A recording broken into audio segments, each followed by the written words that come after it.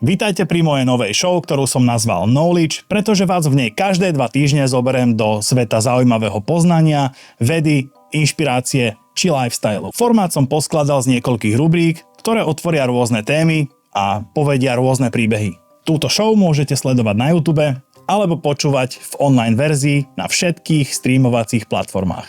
Moje meno je Robo Juríček a prajem vám príjemnú zábavu. A aby som nezabudol, hlavným partnerom tejto relácie je spoločnosť Performa Architects, pretože náš osobný priestor, v ktorom žijeme či pracujeme, je veľmi dôležitý a musíme sa v ňom cítiť príjemne.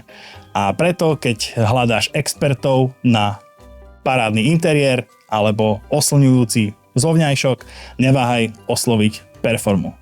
A teraz už poďme na to. Newsflash. V úvode vám na rozbeh vždy prinesiem pár zaujímavých informácií alebo noviniek z vedy, zo života či kultúry, ktoré ma za posledné obdobie najviac zaujali a rád by som sa o ne s vami podelil. Takže poďme na to. Z vlkov v Černobyle sa stávajú mutanti. Miesto jednej z najväčších katastrof v ľudskej histórii už dlhší čas šokuje vedcov. Nie len, že sa rastlinstvu v okolí mesta Pripjať začalo mimoriadne dariť vďaka neprítomnosti človeka, ale vyzerá, že si zvieratá vytvorili nové skily, ktoré by sme my ľudia od nich v budúcnosti mohli chcieť odkúkať. Vedci pripli špeciálne obojky vlkom v lokalite a zistili, že sú vystavené rovnakému množstvu radiácie, ako by človek chodil na rentgen každý deň. Teda asi 6 násobok bezpečného množstva. Vyzerá však, že to vlkom neškodí, naopak, zdá sa, že ich organizmus našiel spôsob, ako proti radiácii bojovať. Ich telo začalo tvoriť bunky odolné voči rakovine a to v množstve pozoruhodnom pre cicavca. V súčasnosti je však takmer nemožné pre vedcov sa na Ukrajinu dostať a podrobiť vlkov bližšiemu výskumu z pochopiteľných príčin, ale dúfajme, že sa to čoskoro podarí a takáto vec môže priniesť prínos takisto aj pre ľudí. Trojročné dievča v Severnej Karolíne sa sťažovalo, že má vo svojej izbe ducha. Vraj počuje, že žije v stenách domu niečo podozrivé. Najskôr si rodičia mysleli, že si to dievčatko iba nahovára, no zistili, že tam je naozaj niečo počuť. Napokon dezinsekčná firma odhalila, že v stenách malej Sailor žilo viac ako 60 000 včiel. Steny sa museli rozbiť a včely museli byť odstránené profesionálom. Ale teraz neviem, či je horšie duch alebo toto. Mediálnou senzáciou bol orangutan, ktorý spravil niečo nevídané. Samec menom Rakus, žijúci vo voľnej prírode v Indonézii, bol vážne zranený na tvári, zrejme po zápase s iným jedincom. Naraz vedecký tím, ktorý ho pozoroval, zbadal netypické správanie. Primát si na tvár aplikoval použité listy liany, ktorá má skutočne liečivý a antizápalový účinok. O pár týždňov sa mu škaredá rana naozaj zacelila. Ide tak o úplne prvýkrát, kedy iný tvor ako človek si aplikoval liečivú rastlinu na otvorenú ranu. Môže to znamenať, že kognitívne schopnosti zvierat sa posúvajú, ale taktiež to podľa vedcov mohla byť aj iba náhoda. Čo si myslíš ty? Sushi z podpažia je to najčudnejšie jedlo, o ktorom ste v poslednej dobe počuli. Počujete dobre, sociálne siete naštartovali nový zvláštny trend v japonskej kuchyni a to, že sushi, presnejšie onigiri, pripravujú v niektorých reštauráciách mladé sushi šéfky tak, že ryžu povalkajú vo svojom podpaží a primiešajú tak do jedla svoje telesné sekréty. Za túto špeciálnu metódu prípravy sú zákazníci ochotní priplatiť si niekoľko násobok ceny. Ale ako sa vraví, proti gustu žiaden dišputát. Po mojom boku už sedí môj dlhoročný kamarát, moderátor Mário, ktorý je zároveň aj produkčným tejto relácie, môžeme tak povedať. A s Máriom sa vždycky rádi rozprávame o rôznych kuriozitách v živote a preto v tejto rubrike si zoberieme vždycky na paškal nejakú zaujímavú tému a budeme sa snažiť sa o nej porozprávať, tak aby ste z toho teda aj vy niečo mali.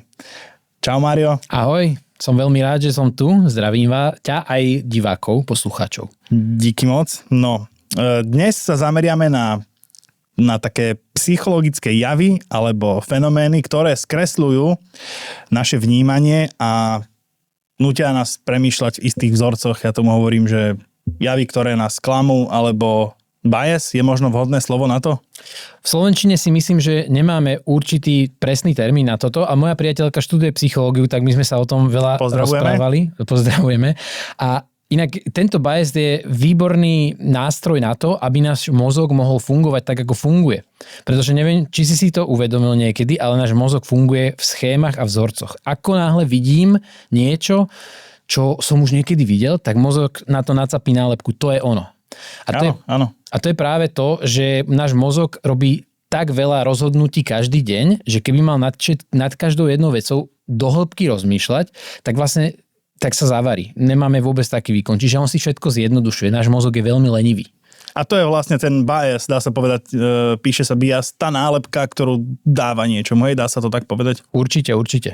Dobre, no tak poďme podľa mňa kľudne na to. Každý sme si pripravili pár takých zaujímavých a budeme sa snažiť ich približiť ľuďom a vysvetliť, že kedy sa nám dejú a možno, že prečo sa nám dejú a ako sa k ním postaviť. Tak si môj host, tak poď kľudne začni, čo ťa zaujalo. Výborne, tak ja mám tzv. Halo efekt. Halo je svetožiara po anglicky a halo efekt je teda tendencia pozitívne o niekom myslieť, ak je nám sympatický. Čiže pozitívne v zmysle, ak vidím napríklad fotku, kde ten človek pekne upravený, dobre oblečený, ostrihaný, napríklad sa tam usmieva, aj bez toho, že ho poznám osobne, tak mám tendenciu si o ňom mysleť, že on je dobrý človek, lebo vyzerá mne sympaticky.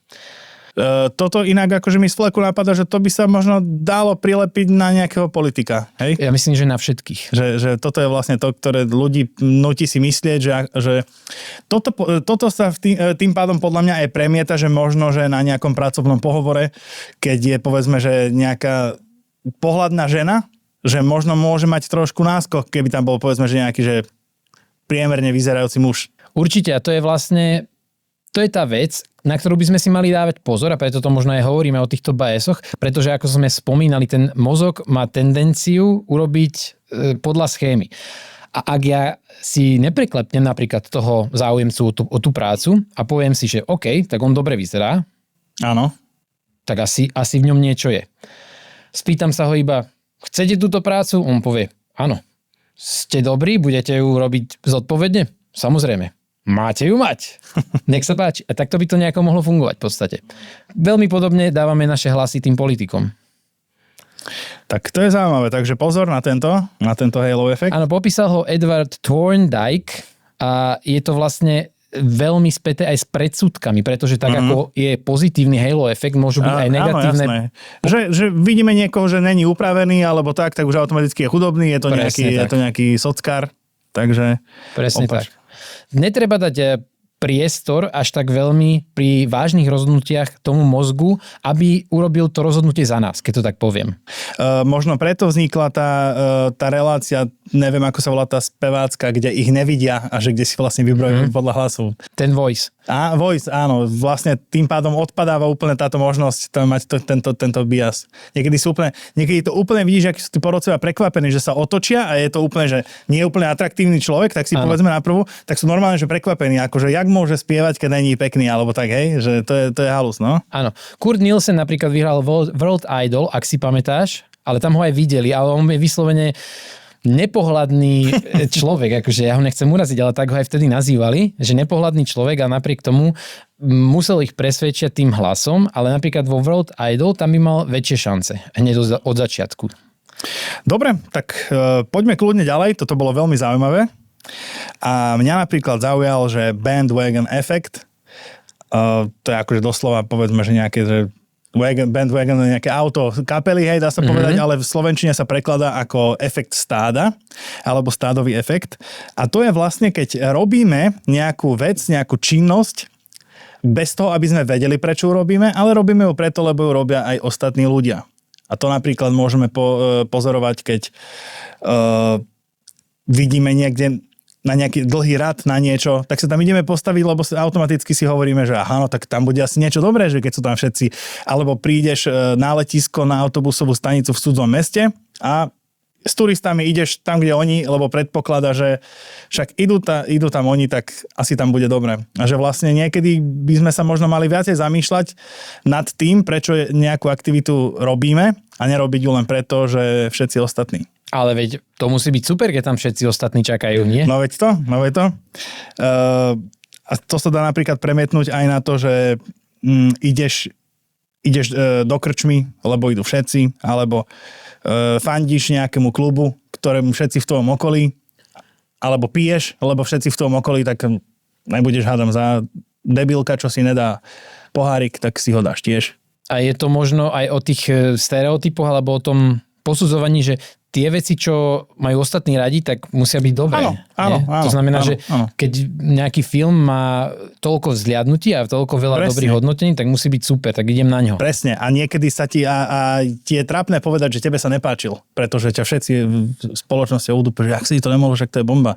Takže presne aj toto je ono a hlavne je tam takouto hlavnou nástrahou toho je ten jav, ktorý sa volá, že FOMO, Fear of Missing Out, to je v dnešnej dobe často skloňované a to je, že jednoducho robíme niečo, pretože sa bojíme, že niečo strátime alebo o niečo prídeme. A to je v dnešnej dobe podľa mňa veľmi dôležité, lebo je veľa všelijakých aktivít, veľa možností a ty proste nechceš o nič prísť. Takže...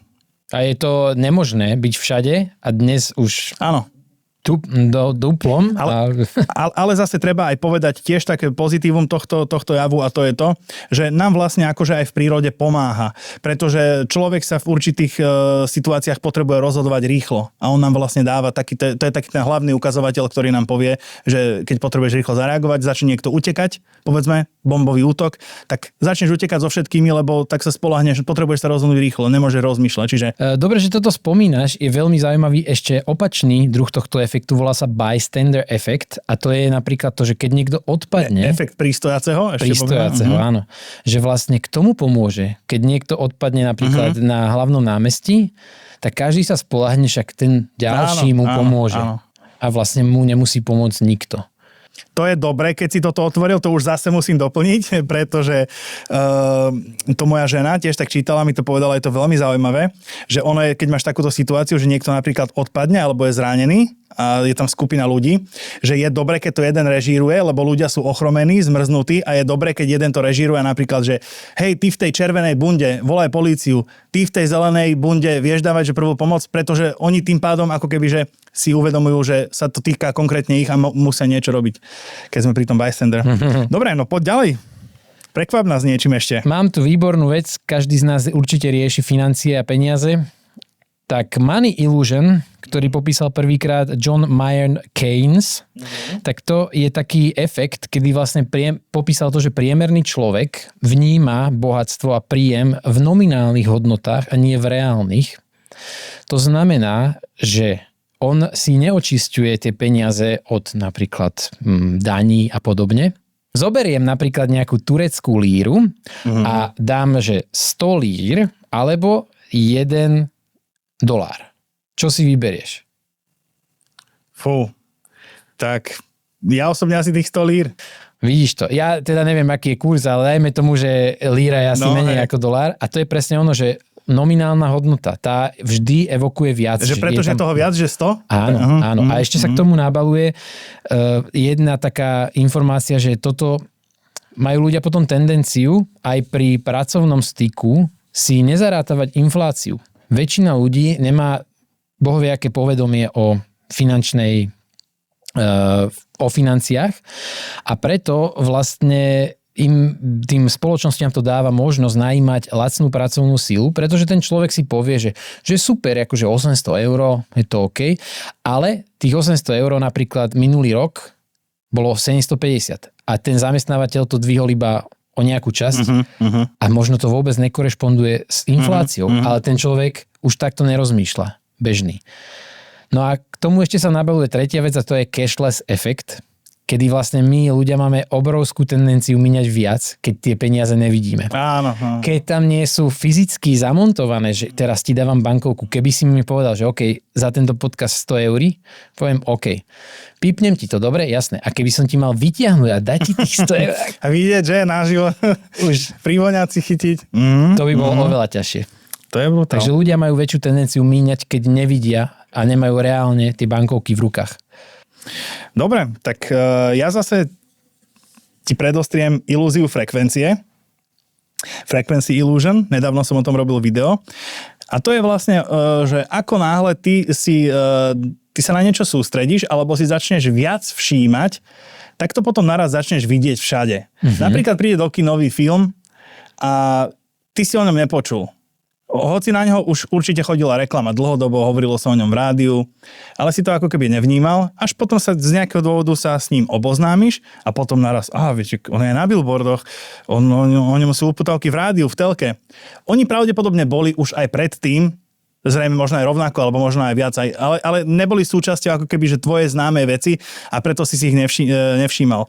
Takže ako náhle sa na niečo sústreďujeme, tak potom nám to vytvára tú ilúziu, že je toho viacej. A podľa tohto napríklad sa hovorí, že oktávky sa kradnú, pretože oni sa kradnú, pretože vo veľkom, lebo ich aj je veľa. A vždycky, keď je niečoho viacej, tak to pôsobí dojmom, že to je v niečom viac, ale je to len preto, že to viacej všímame. A takisto ti napríklad povie niekto, že Česi v Tatrách majú nehody a Česi majú smrteľné pády v Tatrách. Ale prečo sú to Česi? No pretože tam tých turistov chodí jednoducho najviac, takže preto máš pocit, že... A je to mýtus, štatisticky najviac trpia Poliaci. Dokonca. Takže ešte sme aj rozbili mýtus, fajnovo. No dobre, tak mi daj ešte jeden nejaký dobrý. Mám tu ešte jeden výborný Peltzman efekt. Tento pán Peltzman popísal jeden efekt, ktorý máme spojený s bezpečnosťou a to totiž, ak vieme, že je do tej situácie zamontovaný nejaký bezpečnostný prvok, tak máme oveľa väčšiu tendenciu riskovať. Napríklad poviem si, že super, toto auto, to je najbezpečnejšie vo svojej kategórii. Mám Volvo, hej, nie sú tam iba pásy, je tam ESP a tak ďalej. Tak ja si môžem dovoliť. Ja môžem si dovoliť zdupínať ten pedál, lebo som OK. To je popísaný psychologický jav, ktorý naozaj viac riskujeme, ak máme pocit, že nás niečo môže zachrániť. Presne tak. To tiež asi úplne nemusí byť vždycky na prospech. Tak, akože, dobre, dajme tomu, že tie ESP a tak ďalej nám pridali 3%, ale tým, že riskujeme... Ale sebavedomie nám vstúplo o 50, hej, minimálne. Nice, to je pekné. Dobre, môžem prejsť alebo si mal ešte k tomu niečo? Dobre, tak ja ti ešte dám na záver jeden a myslím, že ich máme dosť a kľudne môžeme na budúce pokračovať a ten sa volá, že Gambler's Fallacy alebo omyl hazardného hráča. Počul si o tom? No, takisto sa mu hovorí Monte Carlo, pretože sa udial v roku 1913 práve v Monte Carlo pri rulete, a kde 10 krát po sebe padla čierna. Ľudia, hazardní hráči už mali nainvestované veľké peniaze do toho a samozrejme začali sa blázniť, pretože keď 10 razy padla čierna, tak začali samozrejme to pušovať na tú červenú, že tým pádom to už není možné, teraz už musí padnúť. A tá čierna padla po sebe 26 krát. Takže až na 27. vlastne otoč ruletou padla tá červená, lenže tie stávky už boli tak extrémne, že kasíno na tom jednoducho kráľovsky zarobilo. A tento efekt omyl hazardného hráča hovorí práve o tom, že ľudia si často mylne myslia, že keď máš dve možnosti, a doteraz padl, že vlastne výsledok z tých predošlých razov ich ovplyvňuje do budúcna. Že napríklad, keď padla teraz 10 razy čierna, tak teraz sú už väčšie šance, aby padla červená a podobne. Alebo keď brankár chytá na futbale 10 razy penáltu, 10 razy išla strela doľava, teraz už musí ísť doprava. Alebo keď si hádžeš mincov. Lenže takto to jednoducho nefunguje.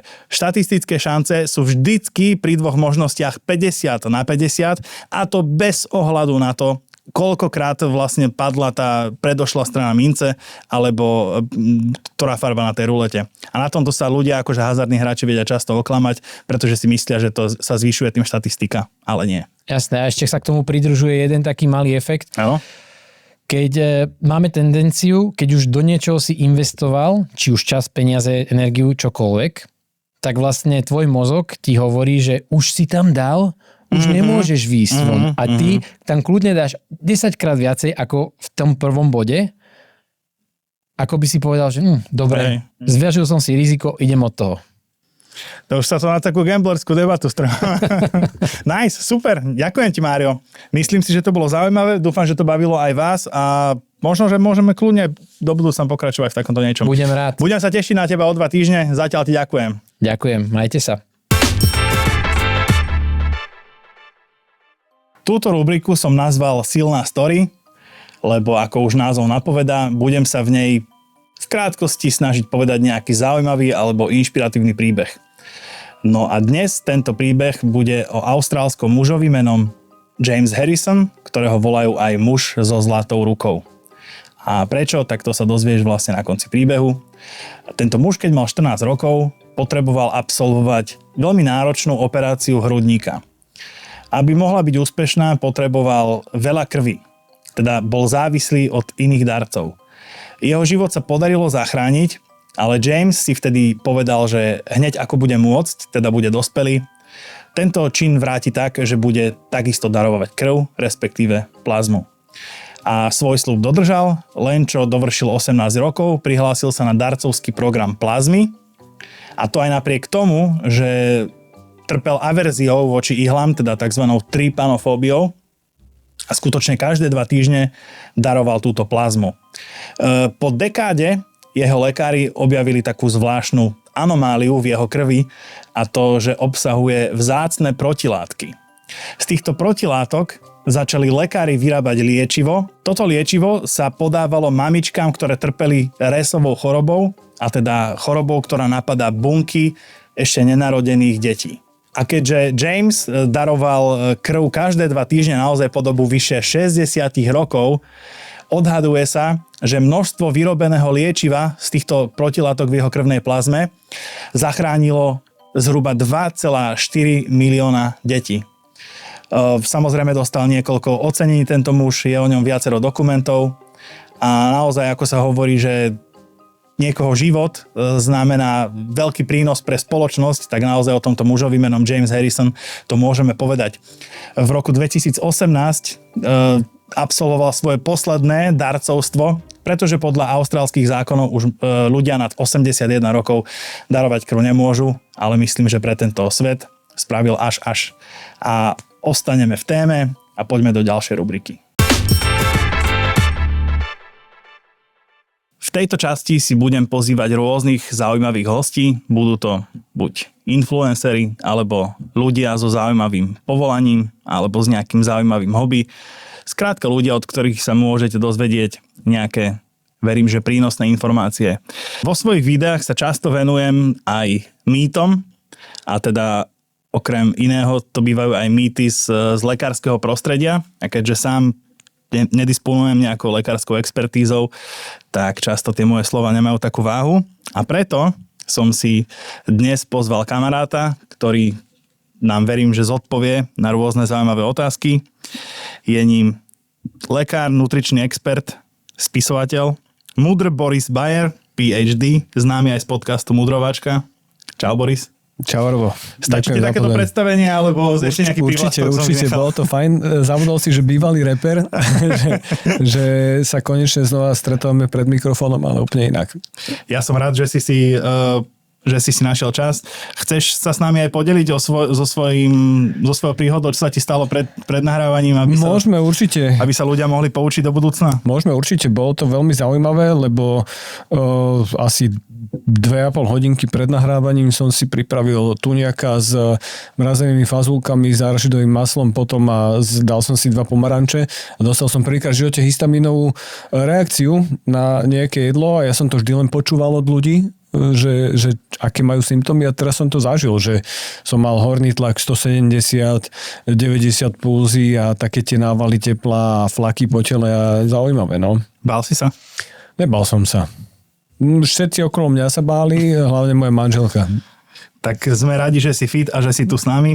Zdraví. Poďme najskôr na také zaužívané tvrdenia a teda jedno z nich je, že keď hlavne teda dievčatá alebo ľudia, čo majú dlhé vlasy, sa boja ísť von s mokrou hlavou, pretože sa traduje medzi ľuďmi, že toto môže spôsobiť zápal mozgových blán. Stretol si sa už s týmto presvedčením? A je to tak? Áno, stretol som sa s tým.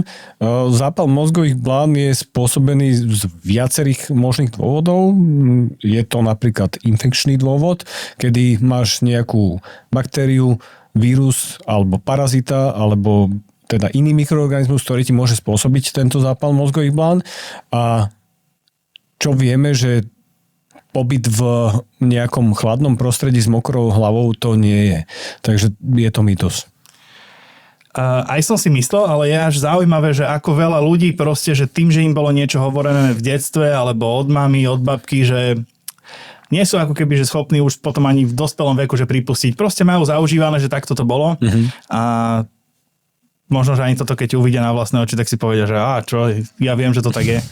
Ale teda asi to nie je úplne zdravé. Čo teda hrozí takýmto ľuďom, aby sme zasa nehovorili, že kľudne môžete chodiť s mokrou hlavou von, tak hrozia z toho teda nejaké rizika? Tak tam ide skôr o to oslabenie imunity, keď na to človek nie je zvyknutý. Hej? Že keď napríklad niekto chodí obtužovať, veľa ľudí chodí obtužovať, veľa ľudí sa kúpe aj tak, že si ponára hlavu a keď sa na to postupne adaptujú, hej? Čiže napríklad začneš od septembra a nejdeš prvýkrát do vody v januári a tú hlavu si neponoríš prvýkrát v januári, tak je veľká šanca, že sa na to adaptuješ.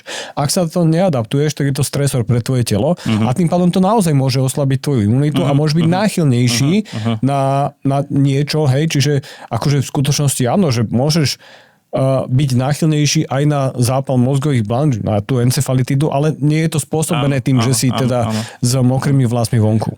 Takže vlastne ono ťa to ako keby, že spraví slabším voči vonkajším nejakým stresorom a vplyvom. Presne je to stresor, takisto ako keď, ja neviem, že príliš veľa cvičíš, alebo zle sa stravuješ, máš málo živín v tele, alebo máš veľa psychického stresu v práci, alebo si nevyspatý. To sú všetko stresory pre telo a ti to tak dáva nejakú tú nerovnováhu toho, že máš menej regenerácie ako to, čo potrebuješ a tým pádom si náchylnejší na tieto veci.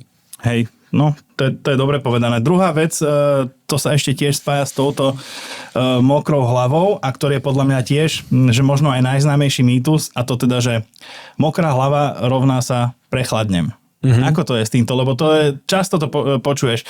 Ja nie som chorý, ja som iba prechladnutý, ja neviem čo. Povedz prosím ťa, či môžeš prechladnúť a čo to vlastne je prechladnutie?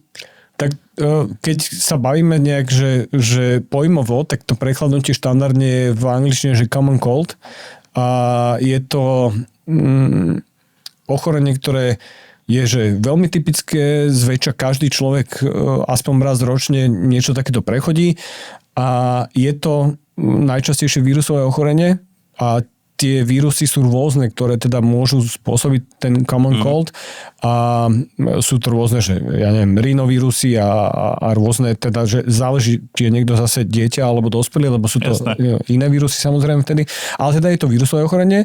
Čiže keď niekto má že nádchu a soplík a teda, že je prechladnutý, tak je infekčný. Hej? Že to si sa chcel spýtať, že veľa ľudí povie, že nie, to ja mám iba takú, že som prechladnutý. Že som spal pri otvorenom okne napríklad.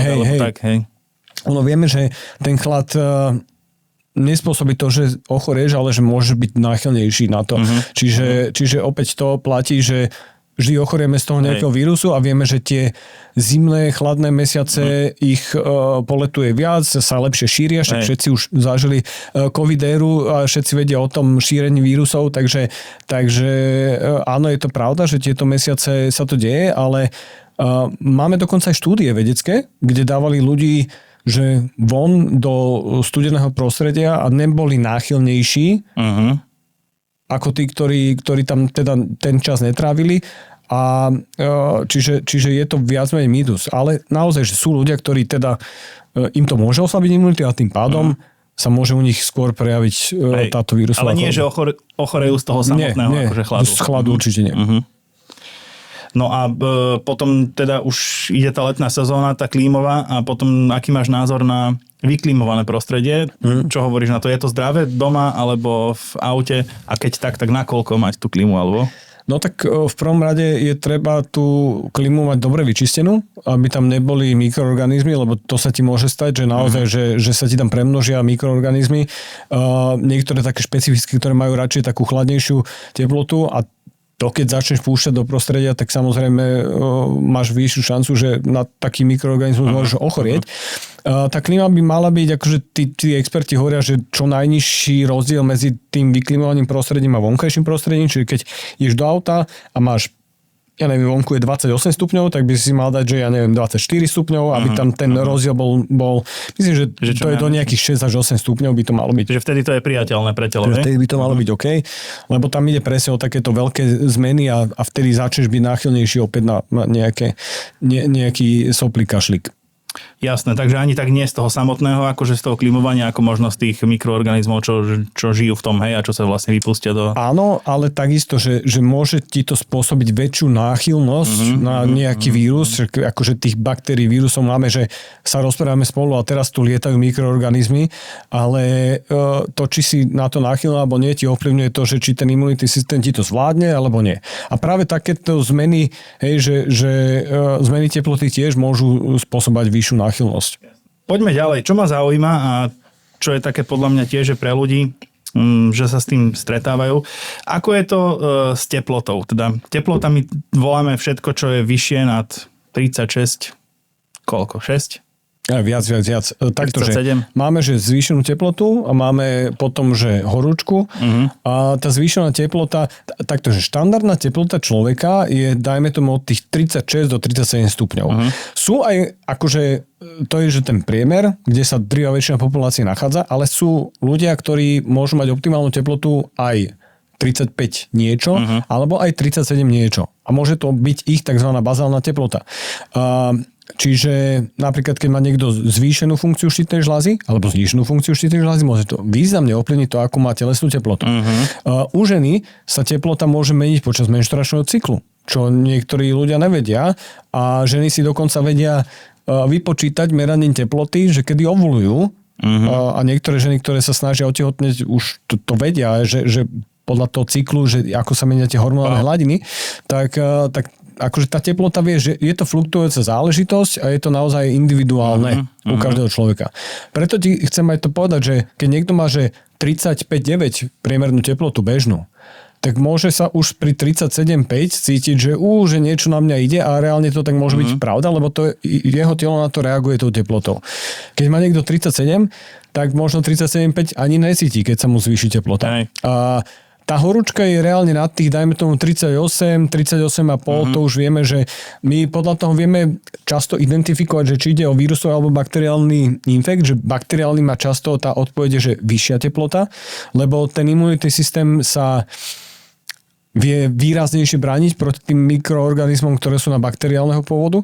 A keď máš napríklad angínu streptokokovú, tak môžeš mať 41 teplotu. Ja keď som prišiel príklad na medicínu na školu, tak som dostal streptokokovú angínu takú, že biele povlaky a mal som 42 teplotu. To už je také, že sa mi snívalo, že si kopem jamu. takže tá teplota je viac menej jeden zo základných odpovedí na, a nie len na mikroorganizmy, ale všeobecne je to proste odpoveď na niečo. Čiže napríklad môžeš mať autoimunitnú chorobu a môže sa ti zvýšiť teplota ako reakcia, lebo to je zápalová reakcia, hej? To je odpoveď zápalu. Však aj pri rakovine to napríklad býva, že máš vyššiu teplotu. Nie, že sa ľudia potia tak. Keď som teraz dostal tú reakciu na histamín, tak tiež sa mi zvýšila teplota. Jasné. Pretože tam som aj tým smeroval, že či ľudia majú tíšiť teplotu, keď majú zvýšenú. Lebo podľa mňa medzi ľuďmi som si všimol, že panuje také strašne silné presvedčenie, že ako náhle majú 37,2, že potrebujú sa nadopovať nejakým paralenom alebo panadolom, že či áno, či odporúčaš ty tíšiť teplotu, alebo v istej miere môže byť aj prospešná? Určite môže byť aj prospešná. Samozrejme sú okolnosti, kedy je vhodné tíšiť tú teplotu. Napríklad? Napríklad, keď máš keď máš vysokú teplotu a potrebuješ ju znížiť, tak jasné, lebo akože nechceš si uškvariť mozog. Tam hrozí odopretie nejakých mozgových buniek. Jasné, to sa ti už môže stať, ale že častokrát ako keby riešime tu, že máš 38, hneď to musíš stiahnuť, pritom je to vlastne to je dôležitý stav pre imunitný systém, že pri tej zvýšenej teplote sa ti aktivuje ten imunitný systém, čiže je to obranná reakcia tvojho tela. Keď sa bavíme teraz konkrétne o infektoch, hej, čiže keď sa ti zvýši teplota, to znamená, že tvoj imunitný systém bojuje s tými bacilmi, s tými mikroorganizmami. A keď ju ty potom znížiš umelo, tak potom sa ako keby že zníži aj tá imunitná odpoveď, že nebojuje v takej silnej miere? Vieš čo, to by bola asi skôr otázka na imunológa. Ja nie som imunológ, ale čo viem, aj akože z rozhovorov, ktoré mám s lekármi, ktorí sú na to špecialisti, že nie vždy je vhodné tlmiť tú teplotu, keďže je to obranný mechanizmus a naozaj ale zase sú okolnosti, kedy už tú teplotu je vhodné. Lebo vlastne máš horúcejší mozog v tej chvíli, áno, preto to je akože... To som si vlastne nikdy neuvedomil, že... Dobre, potom tu mám pár takých rýchloviek, ktoré možno, že budeš k tomu vedieť lepšie povedať. Je žihlava prevencia proti reume? Nie. Je to mýtus tiež? Je to mýtus. Tiež sa to stále hovorí medzi ľuďmi, stretám sa s tým. A aj keď teda žihlava ako taká má zrejme nejaké medicínske využitie a nejaké pozitívne účinky? Určite, tak je to nejaká bylinka, ktorá sa využíva v tej takej tradičnej medicíne a keď sa bavíme o tých chorobách, ktoré sú že, no čo je to reuma, hej, že akože, lebo veľa ľudí si mýli tie pojmy, že tie choroby reumatické a reumatoidnú artritídu a mýlia si to za rôzne záležitosti klbov, ktoré nie sú na podklade. Teda... Lebo reuma vlastne nie je jedna choroba, to je súhrn ako keby viacerých. Ale áno, že žihlava ťa nevylieči napríklad z reumatoidnej artritídy. No.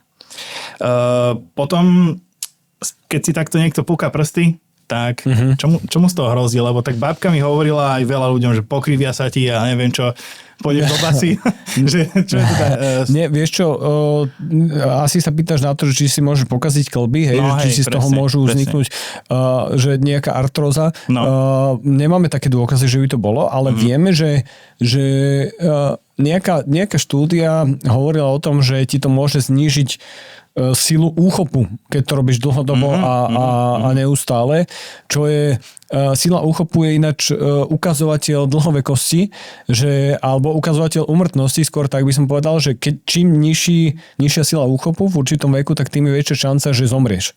A že už slabneš? Alebo... Jasné, lebo to je, vieš, že to je ukazovateľ, ktorý je že strašne silný znak nejakého fitness levelu toho seniora. Že to sa nedá oklamať. Napríklad, keď máš 70-ročného seniora, ktorý má slabý úchop, to znamená, že dlhodobo robil niečo preto, aby ten úchop slabý mal. Alebo respektíve, že nerobil preto, aby ten úchop nemal. Potom, keď vidíš nejakého, neviem, farmára, alebo niekoho, kto je že fit, aktívny senior, tak robil dlhodobo, dlhé roky niečo na to, aby ten úchop mal silný.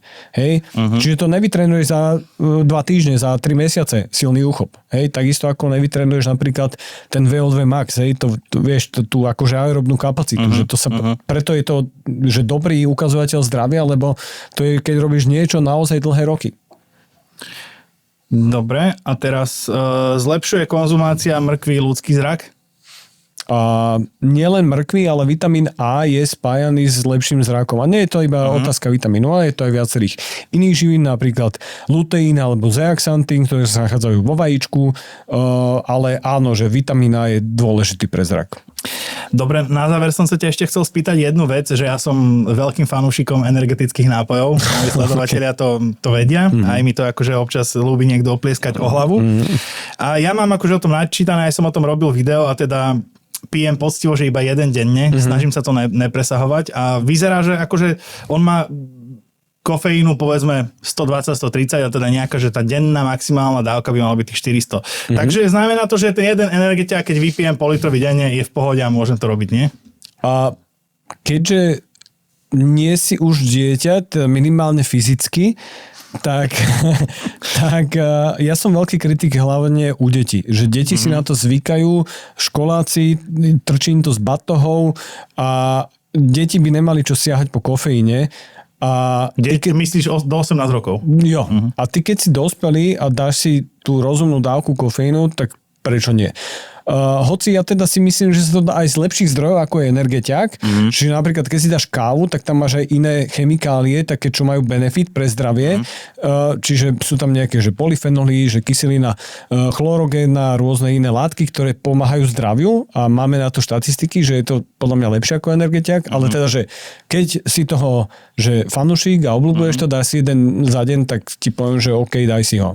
Vieš, ale ja tam mám ešte vitamín B, niacín. Jasné, ale to môže mať aj v iných, ja ti rozumiem, ale že môžeš to mať aj v iných zdrojoch. Čo je ten najväčší akože hejt, prečo? Že akože pre ten samotný kofeín, alebo prečo je to taký, že také love or hate vnímam tie energetiáky, že niekto to má rada, niekto tým pohrdá. Vieš čo, podľa mňa to je aj tá kombinácia, že je tam ten taurín, kofeín, ľudia to pijú často na tony, pijú to počas šoferovania, čiže im to ovplyvňuje, lebo oni si myslia, že budú mať lepšie kognitívne funkcie, to bude na chvíľočku, v skutočnosti potom dostanú crash z toho, lebo však šoferujú unavení a často ľudia to pijú s alkoholom. Hej? A to je podľa mňa obrovské riziko na srdcový aparát. A teda... To bolo asi pre dnešok všetko. OK, ja ďakujem za podanie. Ja by som to ešte vedel veľa toho, ale to bude stačiť. V pohode. Ja ti ďakujem.